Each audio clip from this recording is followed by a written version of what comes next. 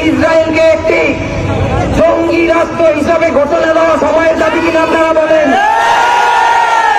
বাংলাদেশের সমস্ত ব্যবসায়ীদের, সমস্ত দোকানদারদের একটি অনুরোধ করে জানাইয়ে দিতে চাই, প্রিয় ব্যবসায়ী ভাইরা, অবিলম্বে ইসরায়েলের সমস্ত পণ্য বাংলাদেশে বয়কট করতে হবে।